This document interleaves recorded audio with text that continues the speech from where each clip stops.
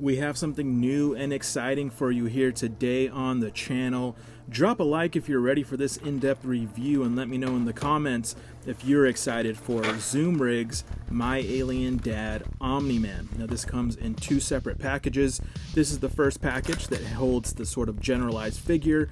Love the artwork on this thing. The cardboard is very thin, a little bit flimsy, and came a bit damaged from AliExpress, but the blister pack inside is fine. You can see here this is the sort of general superhero figure that looks really good. Just taking a peek here in the blister, can't wait to open that and get a closer look. But here's the accessory pack that it comes with that turns this guy into Invincible's Omni-Man. So we'll take a closer look at these accessories, of course, but I first want to touch on the aesthetics. Let's take him out of the packaging. And my initial reactions is this guy looks so damn good. The sculpt work is done really well. Nice deep sculpt on all of the muscles. This guy stank up my entire apartment because he's covered from head to toe in nice premium paint with a matte finish. Really premium feel for a third-party figure here. And the white is nice and stark white against that vibrant red. Just really pops on this figure. You can see here really deep dark shading in the white and the red with great color choices for that deep shading. This dude really pops in hand. Let's take a quick look at his accessories. The first piece here being his two-piece cross arm accessory. Pegs in just like this and looks really good too. The sculpt and paint carries over here. There's even little wrinkles sculpted into the suit. Tons of details. This guy's looking phenomenal. Here are his different sets of hands, the pointing finger hands here. You can see nice deep shading, great sculpt on those. Here is a sort of loose gripping hand where, once again, that red paint and that deep red shading looks phenomenal. He now has a more slightly closed hand here for a more dramatic open gripping hand, which also looks great. Paint is no problem on these as well. And of course he has his bladed hands where if you watch the show you know what these are for, and they look fantastic. High quality sculpt, high quality paint. This dude is looking killer. Let's take a closer look at the Omni-Man accessory pack. Here's the swappable chest with the Omni-Man logo. You can see the cape is attached through the inside here. The cape is wired, nice wire that can hold poses. Now the cape does feel like a cheaper nylon material, but still done really well. Here's a secondary neck piece that you will use with the Omni-Man heads. And the Omni-Man heads are just phenomenal. The sculpt is done really well. The likeness of the character looks great. Tons of detail, and the paint job is just so damn good. Tons of shading in the skin tones. He has like red in the eyes and cheeks and chin area that really bring it to life. And man, I just can't get over how well these Omni-Man heads came out. Here's his second sort of stoic looking head. Really like this one. You can see that sculpt and like the cheekbone and the chin. The shading just complements it super well. Really liking these. They look fantastic. Now here's his angry head where he's got his mouth open slightly and his eyes have even more sort of red shading around them that just really brings this thing to life. And man, I just can't get over how good these look. Great sculpt, great paint work, and he's looking just like Omni-Man. Now he has an additional sort of closed eyes head here, which will be nice to just add to the arsenal of accessories for this figure to help you pose and get any look you're looking for out of this Omni-Man. Before we swap these out, let's do a quick rundown of his articulation, as a lot of the engineering on this is very interesting, like Revoltech and Mafex mashup.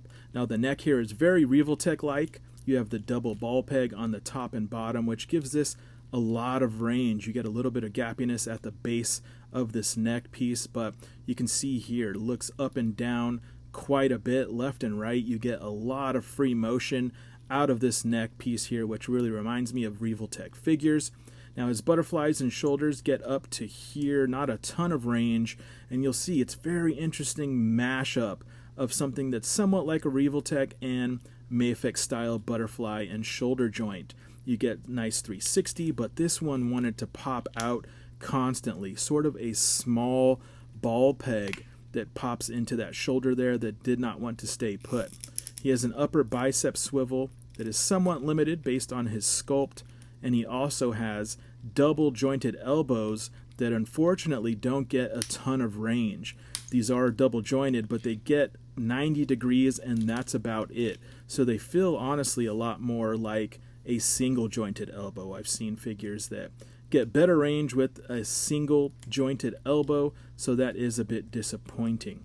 On the other side, you can see here that somewhat limited upper bicep swivel. And again, testing that double jointed elbow to see if I can get it to go any further. And that's about max right there. So somewhat disappointed. Wish I would have got more range out of these elbow joints. But you know, they feel pretty smooth, nothing too loose, nothing too tight. Now these butterfly joints here are doing a good job of getting his arms crossed in front of him. So they move really well going forward, but not going backwards. And again, this loose shoulder just wanted to pop out when there was any bit of friction there to stop that from moving at all. Like you can see, I had a really hard time keeping that shoulder in place throughout this articulation test. So his butterflies moving back were not that great. Now his crunch, he has a ball peg at the top of the diaphragm and at the bottom, and it looks, you know, and moves pretty dang good. He gets a good amount of range. You can see moving back, he gets a lot of range. That looks good, nothing too gappy in the front. And moving forward, he gets a great range as well, and you get a little bit of gappiness there in the back, but nothing major. Lots of range going side to side, just tons of motion in the abdomen. Really liking that, as that's going to be very helpful with the posing. Now his legs were very Mayfix styled. They had drop down hips, but they could only get out to about this far in splitting range. So, you know, sort of limited, but enough to get you where you need to be. His kicking range going up with that drop down hip is actually really good. You can see he gets past 90 with ease, so that is really nice to see. And he gets good range going back as well. You can get in like a full 180 forwards backwards split. He has a double knee here, which again, like the elbows, you know, gets past 90, but not by much. This is his maxed out range for his knees. Would have liked to see more range there. He has these Mayfix style upper thigh swivels that get little to no movement, and no swivel on the shin either. Now he does have a generous ankle swivel, as it has a pretty large ball joint here that gives you a lot of range in the ankle going down and up, and a good amount of ankle rocker as well. So overall, decent amount of articulation, but disappointing in some areas, especially the lower half. Now let's go ahead and take out the arms here to put on the Omni-Man accessory pieces, and it's in this moment I realize, oh wait, you actually don't even have to take off the shoulder or butterfly pieces. The chest just pops off like this. So silly me, I took this guy apart even though I didn't need to, but hey, at least that gave me a closer look at how those butterflies and shoulder joints are set up. Pretty interesting. So the Omni-Man chest piece just pegs in like so. Very easy to do, and of course I have to reattach these arms since I actually took them apart, and you wouldn't have to. But once you have this set up, it looks good. The Omni-Man logo is nice and sculpted. The paint is great. And you just have to move these butterfly joints out of the way a little bit, since they do have in and outward motion to fit in the new neck piece. Now this new neck piece, once it's in, looks really good and has a nice long peg to allow for the heads to sit. Now because that is a longer peg on there, there is a sheath for the back of the heads, which cover that gap when you put those on. So that can be a little bit of an annoyance to get, you know, set up straight. It likes to move around, but once it's in, look at this guy. This is Omni-Man, and he looks fantastic. Those head sculpts look great with this sculpt in the body. The paintwork just matches so well This thing looks phenomenal. I'm loving the aesthetic of this. The finish is super premium, and man, I just really had a lot of fun getting this put together because he looks fantastic. We do a little bit of a posing test here just to get him in some flying poses. He's moving really well, and he just looks so freaking good. So I'm going to do some posing here while I give you my final thoughts on this figure. Now, aesthetically, I think Zoomrig hit this one out of the park. He feels super premium. The sculpt work is fantastic, and the paint just helps accentuate the amount of work they put into this sculpt. I was surprised at how premium this thing feels. I love the matte finish. I love all of the shading, and all of the sculpt work is there where it needs to be. So aesthetically, great job for the first release from Zoomrig Toys. Now, he does have some shortcomings, mostly in the articulation and some of the engineering. So let's go ahead and break that down here. The first thing being this shoulder. This left shoulder just wanted to pop out of place left and right. I think it needed a bit of a larger ball peg in that shoulder to help it stay in place and move better. The elbow joints are very limited, even though they're double jointed. The elbows and knees I wish had more range. The elbows only going to 90 degrees I think is a big shortcoming to help in this guy's posability.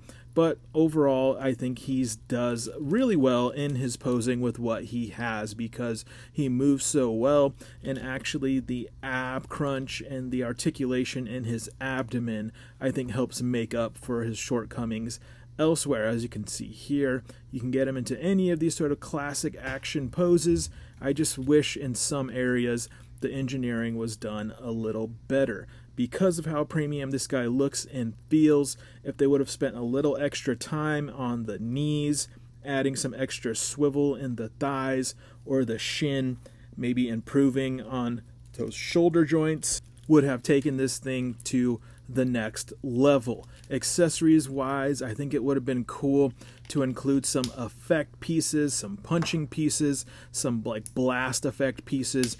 Anything just to add a little extra to the setup of this guy I think would have been really cool. Now I'm adding the crossed arm accessories, which I think is an awesome addition because once this is set up, it looks so dang good. Now again, I have to reiterate, aesthetically, he is super, super well done.